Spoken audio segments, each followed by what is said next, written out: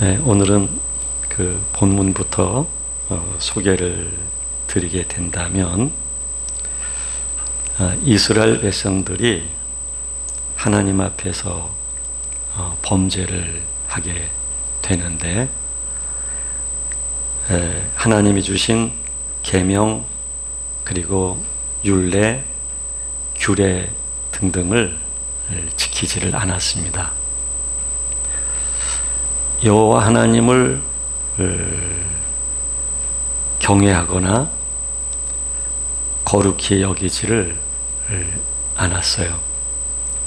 이게 바로 이스라엘 백성들이 하나님 앞에서 한 범죄라고 말할 수가 있지요.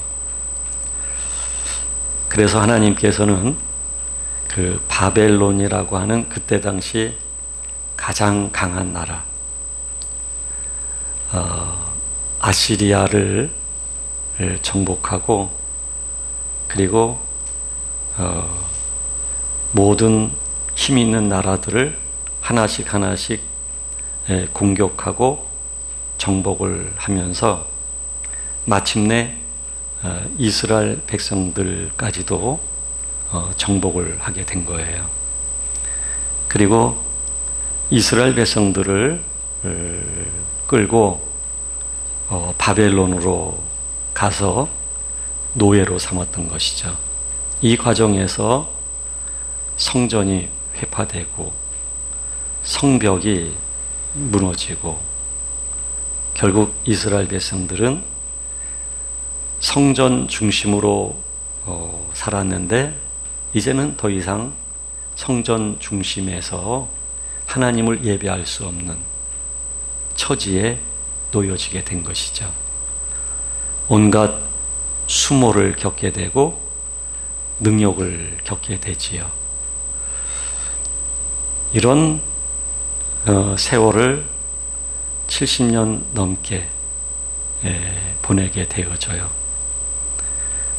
하지만 하나님은 그 이스라엘 백성들에게 은혜를 주셔서 예루살렘으로 귀환할 수 있도록 하시는데, 1차 귀환의 지도자는 수룹바벨이었어요.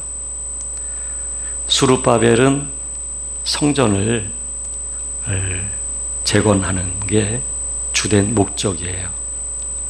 성전을 건축하는 것이죠. 그리고 두 번째 귀환은 에스라가 지도자가 되어서 포로로 끌려가 있는 사람들을 이끌고 예루살렘으로 돌아오게 되어져요. 그리고 에스라는 그 이스라엘 사람들에게 참된 신앙으로 돌아가기 위하여 참된 계명을 지키도록 하기 위하여 개혁을 단행하게 되어지죠. 그리고 오늘 본문에서 소개되고 있는 느헤미야가 이제 세 번째로 흩어져 있는 이스라엘 백성들을 이끌고 예루살렘 성으로 올라가게 되는 거예요. 이 느헤미야는 주된 일이 뭐냐면 이 성곽을 세우는 일을 했어요. 성곽이 허물어지고 무너지다 보니까 이방 나라들로부터 잦은 공격을 받게 되지요. 그리고 이스라엘 백성들이 그들에 의해서 수모를 당하고 능욕을 당하고 그러는 거예요. 바벨론에서도 그렇게 수모를 당했는데 예루살렘으로 돌아왔지만 아직은 너무나 나약한 이스라엘이다 보니까 성벽이 있어야 싸울 수도 있는데 성벽도 없고 방어할 수도 없고 공격도 할 수가 없는 거예요. 그래서 이방 나라로부터 계속해서 괴로움을 겪게 되니까 이제 느헤미야는 이 성곽을 세우는 일을 하게 되지요. 그러면서 이스라엘이라고 하는 민족 공동체를 회복을 시켜가는 거죠. 이게 바로 이 느헤미야 1장에 기록되어져 있는 배경이며 그 역사라고 말씀드릴 수가 있는 것입니다. 이것을 볼 때에 하나님은요, 하나님의 백성들에게 승승장구만 하게 하시는 분이 아니에요. 하나님의 모든 백성들에게 모든 일들이 잘 되게 하시는 분만은 아니에요. 모든 공격으로부터 방어할 수 있는 능력만 있는 것이 아니에요. 번성하고 발전하고 그런 것만 아니에요. 하나님은 때로는 이스라엘 백성들을 내어놓으시는 분이죠. 하나님이 거하시면서 영광을 받으셨던 성전까지도 회파되는 것을 허용하시는 분이시죠. 이렇게 됐을 때에 이방 사람들은 여호와 하나님을 능멸할 것입니다. 그럼에도 불구하고 하나님은 이스라엘 백성들과 하나님의 거룩한 것들까지도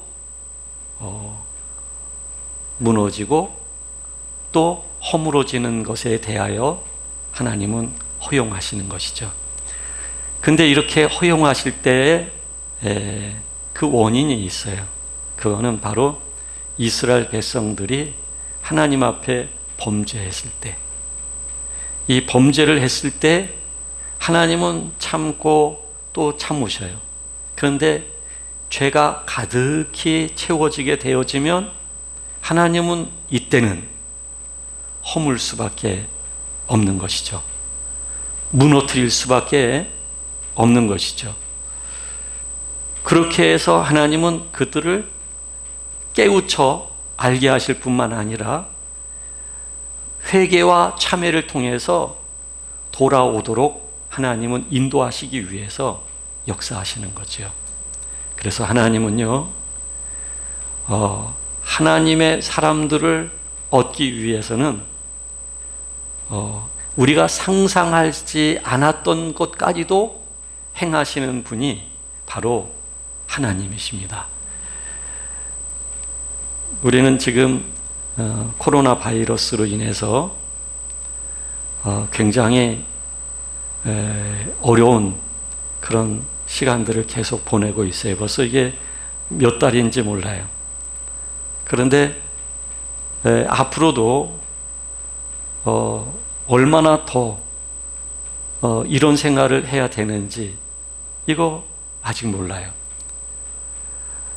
감염학자들도 각각이고요. 바이러스 학을 전공한 전문가들도 각각이에요.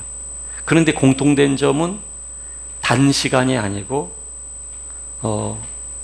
앞으로 예측할 수 있는 시간이 언제인지는 모르겠으나 이게 장기간 이렇게 지나가게 될 것이다 라고 말을 하고 있어요. 굉장히 감염이 빠르죠. 그리고 치사율도 굉장히 높죠. 이 비말에 의해서 감염이 되는 것이니까요. 확진자가 치료가 됐는데 치료가 된 다음에도요, 이 폐 부분이 답답하대요. 가슴이 답답하고 갑자기 온 몸에서 힘이 쫙 빠지고, 왜 사람이 나이가 들고 늙어가게 될 때에 면역이 떨어지면서 기운이 없어지잖아요. 기가 빠졌다고 표현을 하잖아요. 아마 그분들의 표현이 그게 아닐까. 쭉 힘이 빠지고요.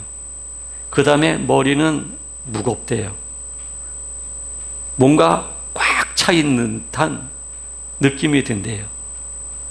이게 계속된다는 거예요. 이걸 가리켜서 완쾌됐다고 얘기하는데도 그 후유증이 계속되고 있는 것이죠. 우리는 바로 이와 같은 시대에 살고 있어요. 그런데 여러분, 성경에는 많은 환난에 대한 이야기가 나와요. 이것도 환난이라고 한다면 환난이에요. 이것도 하나의 환난이에요. 그런데 이런 환난이 성경에서는 주어질 때마다 이스라엘 백성으로 인한 환난이에요.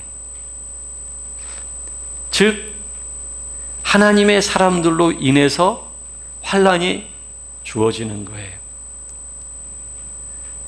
바벨론이라고 하는 나라가 강대국이 된 것도, 또 바벨론이라는 나라가 남유다와 북이스라엘을 하나씩 하나씩 정복하는 것도, 그들을 끌고 가서 노예로 삼은 이 모든 것도 사실은 이스라엘 백성들의 죄로부터 시작이 되는 거예요.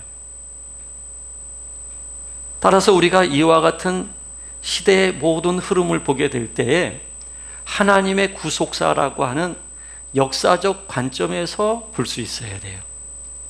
구속사라고 하는 렌즈로 이런 모든 사건들을 볼 수 있어야만 돼요. 거기다가 교회에서 더 감염이 많이 생기잖아요. 이거 피할 수 없는 엄연한 사실이에요.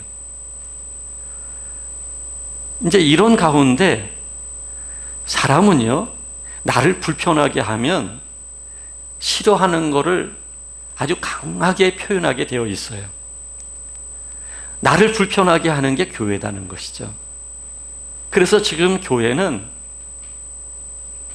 더 이상 국민들로부터 신뢰를 받지를 못해요. 음식점에 가서 식사를 하더라도 식사 기도를 하잖아요. 어떤 경우는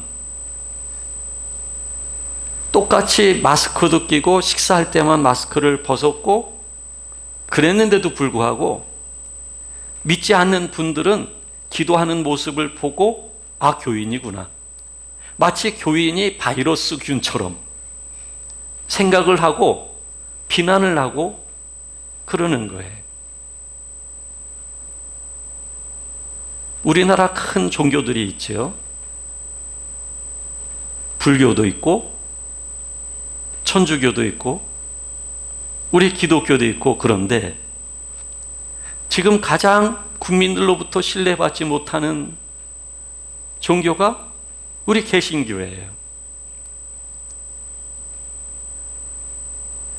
그러니까 이 개신교가 그냥 완전히 땅에 떨어졌어요. 이제는 교회 다닌다고 말을 하는 게 부담스러운 그런 시대가 돼버렸어요. 그런데요, 여러분, 왜 이렇게 됐을까요? 거기에는 여러분, 우리가 무슨 정부를 나무라고 최초의 이 바이러스가 시작되어 있는 중국을 나무라고, 그 전에 우리는 구속사적인 관점에서 봐야만 되거든요. 하나님의 허용이죠. 하나님이 좋으셔서 허용하신 건 아니에요.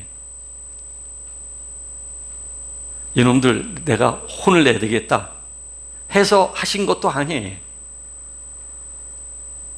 사실은 인간이 부패되어 있다 보니까 그 부패에 의해서 주어진 환경이에요. 그런데 하나님은 기뻐서도 아니시지만, 그러나 하나님의 백성들을 얻으셔야 하기 때문에 그들을 의와 진리로서의 하나님의 온전한 사람이 되도록 하게 하기 위해서 하나님이 허용하시는 거거든요. 그러니까 지금 누구를 우리가 나무라고 비난하고 이렇다 저렇다 말하기 전에 사실은 교회는 교회 안을 들여다봐야 돼요. 교회 안에 교회를 허무는 여우가 있는 거예요. 우리 각자 안에 나를 허무는 여우가 있는 거예요. 내가 하나님 앞에서 온전치 못하다 보니 하나님은 이것을 허용하실 수밖에 없는 것이죠. 마치 지금 이스라엘 백성들은요, 그 아브라함의 후손들이에요. 하나님은 그 아브라함의 후손들에게 축복하실 것에 대해서 아브라함에게 약속을 하셨고요, 여러 차례에 걸쳐서 하나님은 약속을 하셨어요.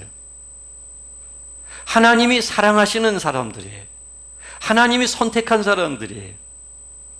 그런데 선택되어진 사람들인데 하나님은 이들을 강한 나라가 되게 하셔서 다른 이방 국가가 그 권위 앞에 도전하지 못하도록 하실만 한데, 그리고 하나님이 선택한 백성들에게 하나님이 어떻게 축복하시는지 이것을 보여주셔서 하나님의 위엄과 하나님의 권위를 드러내실 만도 한데, 하나님은 오히려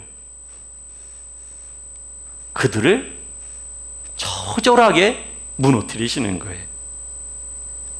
노예로 끌려가서 수모당하게 하시는 거예요. 하나님은 이와 같은 일을 허용하시는 것이죠. 그러나 여기에서 하나님의 관심은 바벨론도 아니에요. 이방 국가가 아니에요. 하나님의 관심은 이스라엘 백성들에게 있는 거예요. 아무리 연약하고 무지하고 부패하고 하나님의 법을 지키지 않는다 할지라도 하나님의 관심은 바로 그들에게 있는 거예요. 그래서 하나님은 그것을 허용하시는 거예요. 그래서 하나님은요, 때때로 허무시는 분입니다. 흔드시는 분입니다. 그리고 무너뜨리시는 분이에요. 그래서 예레미야서에서도 그런 말씀이 나오잖아요. 하나님은 뿌리까지 뽑으시겠다고요. 무너뜨리시고 허무시겠다고요. 그 이유는 새롭게 하나님은 세우시기 위해서, 새롭게 건설하시기 위해서 하나님은 그러하신다는 얘기죠. 여러분, 우리 교회가, 전 개신교 목사로서 이런 말씀 드려서 참 송구스러운데 너무 무례해요. 교회가 너무 비윤리적이에요. 너무 이기적인 집단이에요. 너무. 그러니까 신앙을 그렇게 배웠고 그렇게 알고 있는 거예요. 그래서 기도를 할 때도 항상 자기 중심이죠. 기도할 때도. 기도하는 목적이 자기 필요죠. 자기 아픔이 있죠. 자기 고통이 있죠. 자기 구원이 있죠. 기도하는 목적이. 그러니까 모든 게 자기가 중심이 되어서 하나님을 보는 거예요. 모두가 다 자기가 중심이 돼서 교회를 보는 거예요. 그러니까 세상에도 얼마나 우리가 무례한지 몰라요. 어느 목사님이 그런 말씀 하시더라고요. 성지순례를 가시게 돼서 공항에 나가셨대요. 그 비행기 타기 전에 줄을 쭉 서 있는데 갑자기 5, 60 된 한 분이 비집고 들어오더래요. 그렇지만 이해하고 한 걸음 뒤로 물러섰대요. 그 다음이 이제 문제예요. 이권사님, 성권사님, 유권사님, 정권사님 막 부르더라는 거예요. 그리고 그분들도 전혀 미안해하지 않고 거기에 줄을 쓰더라는 거예요. 그 뒤에 서 있는 사람들이 다 보고 있는데, 이거 우리가 흔히 보는 일이에요. 음식점에서도 우리가 얼마나 예의가 없는지 몰라요. 사람을 대할 때도 우리가 너무 무례하단 말이에요. 우리의 언어들이 참 공격적이고요.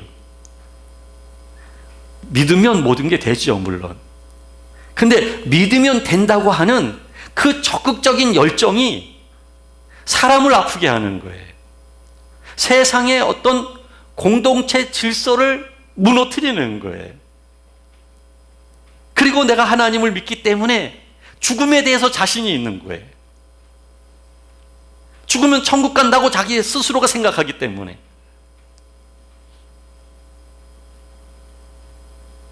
사실 저는 조마조마했어요. 우리 한국교회가 참 정말 조마조마. 저도 마찬가지예요. 네, 아주 조마조마했어요. 근데 조마조마했는데 지금 그렇게 국민들로부터 평가를 받고 있는 거예요. 전도의 문이 당분간은 굳게 닫혀가지고요. 우리가 덕을 세우지를 못했기 때문에 상대적으로 국민들로부터 그런 대우를 받게 되어 있는 거예요. 내가 먼저 사랑해야 사랑도 받을 수 있는 거거든요.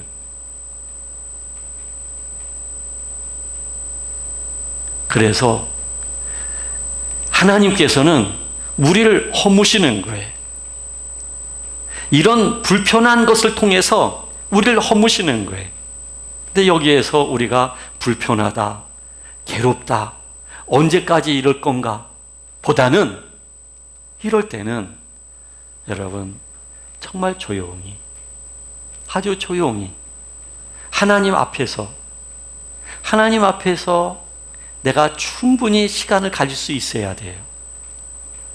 하나님 아버지 앞에서 지금 이때는요, 여러분 정말 믿음의 사람하고 그냥 대충 사람하고 이게 구분이 되어져요. 그러니까 알곡과 쭉정이가 구분되어진단 말이에요. 지금 내가 어떻게 반응하고 있느냐, 내가 지금 어떤 모습을 보이고 있느냐, 이거에 따라서 지금 우리가 이렇게 갈라지고 있어요. 다 내가 믿음이 있는 줄 알았는데, 내가 정말 잘하고 있는 줄 알았는데, 근데 잘하고 있지 않다는 것을 보게 되는 것이죠.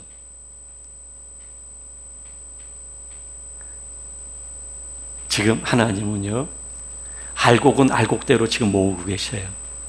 알곡은 알곡대로. 그러니까 우리가 허물어지는 거, 무너지는 거를 두려워하면 안 돼요. 지금의 이런 상황들을 싫어만 해서는 안 돼요. 이게 사실은 우리들에게 주시는 하나님의 놀라운 선물이고 기회예요. 정말 자기 자신을 성찰하고 자기 자신을 살피고 정말 하나님만이 나의 전부라고 하는 고백을 드릴 수 있는 그런 아주 좋은 시간이에요. 참 이런 일을 겪으면서 어떤 전문가는요, 이제 인류가 이 바이러스가 변형되겠지만 이 바이러스와 함께 살게 될 거다, 이렇게 말을 하고 있어요. 어떤 사람은 이것에 의해서 인류는 결국은 멸망할 것이다, 심지어는 그런 말까지 하고 있어요. 그 시간이 얼마가 됐든 이거는 하나님이 조종하실 일이에요. 하나님이.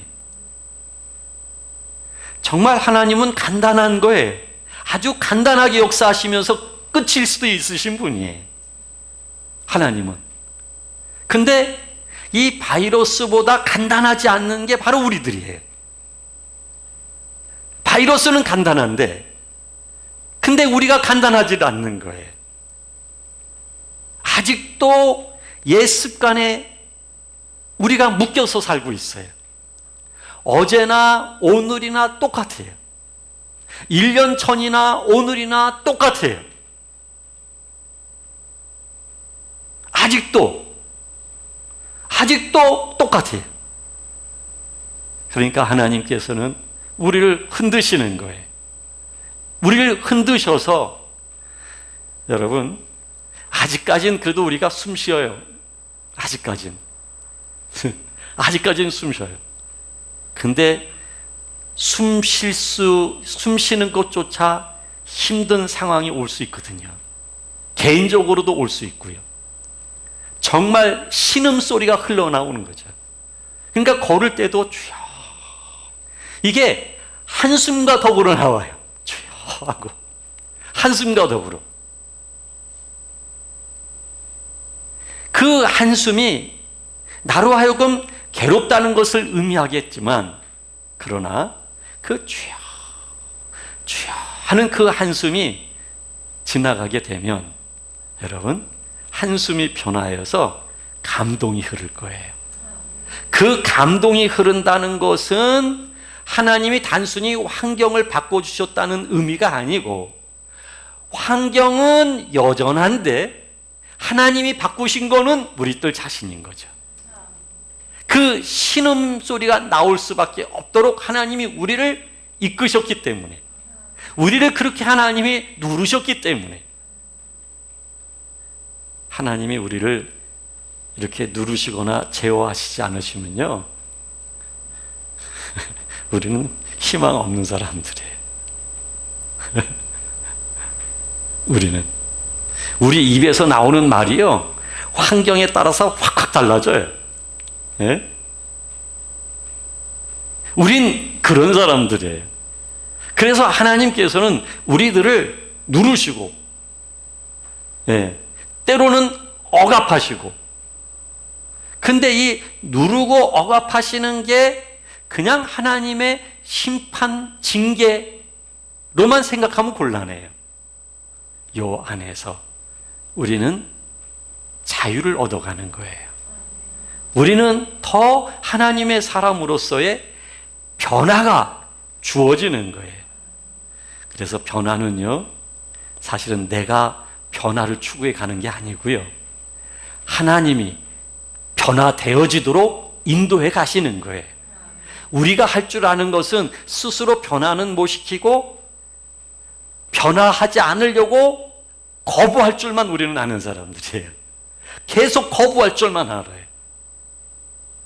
그런데 그 거부도요, 하나님이 이스라엘 백성들에게 행하셨던 것처럼 성벽이 무너지고 노예로 끌려가고 수모당하고 능욕당하게 되면 그 거부도요, 내가 할 수 없어요. 내가 변하지 않으려고 거부하고 몸부림을 쳤는데, 그런 상황에 직면하게 되면 자연스럽게 거부하는 게 아니라 인정하고 받아들이게 되는 거예요. 이게 하나님이 하시는 역사예요. 따라서요, 여러분, 정말 이런 시간에 정말 조용히 주님과의 시간을 많이 갖도록 하세요. 많이 주님 앞에서 정말 마음을 드리고 고백을 드리도록 하셔요. 그리고 이 안에서 말이죠, 그런 고백이 흐르기 시작하면요, 내면에서부터 기쁨과 그리고 영적 어떤 감격스러움이 흐르기 시작을 해요. 저는 어저께도 너무나 좋은 시간들이었어요. 그 하나님께 이렇게 마음을 모으는데, 누워 있으면서도 마음을 모으고 앉아 있으면서도 마음을 모으고, 그리고 마음을 모으면서 하나님 되심에 대한 저의 진심에서 고백을 드리는데, 여러분, 이 안에서부터 왜 그렇게 기쁜지요? 왜 그렇게 감사한지요? 모든 것이 감사해요. 모든 것이요. 모든 것이 하나님의 은혜예요. 여러분, 감사한 마음이 있는데 삶의 방향이 어떻겠어요? 감동의 마음이 있는데 삶이 어떻게 사라지겠어요? 주님의 은혜가, 그리고 주의 영에 의해서 이렇게 살아갈 수 있게 되어지는 것이죠. 자, 그래서요, 여러분, 하나님은요, 하나님이 많은 사람들로부터 오해를 받고, 심지어는 하나님을 능욕하는 사람들이 생긴다 할지라도, 하나님은요, 하나님의 일을 행하시는 분인데, 하나님은 하나님의 사람들을 얻기 위하여 허무시고 무너뜨리시는 일도 때때로 행하시는 분이에요. 그러니까 기도할 때요, 여러분, 하루속히 코로나 바이러스를 소멸시켜 주세요 보다는요, 그것보다는 우리 교회들을 위한 참회의 마음, 그리고 자기 자신의 진정한 모습을 살피면서 정말 심령이 가난한 마음을 동시에 가질 수 있어야 되고요. 그리고 하나님을 향한 이 내면에서 흘러나오는 고백을 통해서 여러분, 고요함과 평안함을 얻을 수 있어야 돼요. 하나님은 그렇게 우리를 한 사람 한 사람 얻으시기를 하나님은 원하시는 거예요. 그 한 사람 한 사람이 얻어지게 될 때에 교회라고 하는 공동체가 회복되는 것이죠. 이 느헤미야가 돌아와서 성벽을 건축하는데도 자연스럽게 건축된 게 아니에요, 여러분. 그걸 방해하는 방해 세력들이 있었고요. 느헤미야가 생명의 위험을 겪기도 해요. 음모에 휩싸이기도 하고요. 심지어는 이스라엘 백성들까지도 느헤미야를 오해하거나 이제는 도저히 힘들어서 더 이상 못하겠다, 이런 일까지도 생겨요. 이렇게 여러분, 교회라고 하는 이 공동체가 회복되어지는 것과 우리의 안에 하나님이 거하시는 성전이 건축되어져 가는 일에 있어서는요, 아주 집요하게 방해하는 것이 많이 있지만, 방해하는 것이 많아요. 특히 방해하는 게 다른 사람이 아니고 나 자신이에요, 여러분. 내가 나에 대해서 방해해요. 내 안에 여우가 몇 마리가 있는지 몰라요. 막 휘젓고 다니면서요, 예? 하나님이 농사를 짓지 못하시도록 막 훼손하고 땅을 파고 갉아먹고 그러고 있는 게 바로 우리 안에 있는 모습들이거든요. 근데 그러하다 할지라도 하나님은 반드시 우리를 얻는 분이시고 우리를 변화를 일으키시는 분이고, 그래서 우리가 변화된 자로서 그 감동과 기쁨 속에 살아갈 수밖에 없도록 하나님은 인도해 가시는 분입니다. 허무시는 하나님 두려워하지 마십시오. 좋은 기회임을 알아서 더 많은 은혜로 가득히 채워지는 저와 여러분들이 될 수 있기를 간절히 바랍니다. 기도하겠습니다. 하나님, 우리가 처해 있는 이 환경이 많이 심각하지만 이 안에는 하나님의 구속사가 여전히 이루어져 가고 있다고 믿습니다. 또한 우리들의 연약함과 부패와 아직 변화되지 않은 속성들로 인해서 더 이와 같은 일들이 심각하게 일어나고 있다고 생각합니다. 이제 우리가 스스로를 살피고 또 한국교회를 살펴보면서 이제 모든 것에 있어서 참회하고, 그리고 하나님이 원하시는 믿음의 사람이 되기 위하여 한 걸음 한 걸음 나아갈 수 있도록 인도해 주시기를 간절히 바랍니다. 하나님께서 이 땅에 닫혀있는 전도의 문을 열어 주옵시고, 그냥 단순하게 보여지는 것을 보고 국민들은 교회에 대하여 편안하지 않는 마음을 갖겠지만, 주여 저분들의 마음도 위로해 주옵시며 함께 하나님을 믿고 하나님을 섬길 수 있도록 인도하여 주옵소서. 예수님의 이름으로 기도드리옵나이다. 아멘.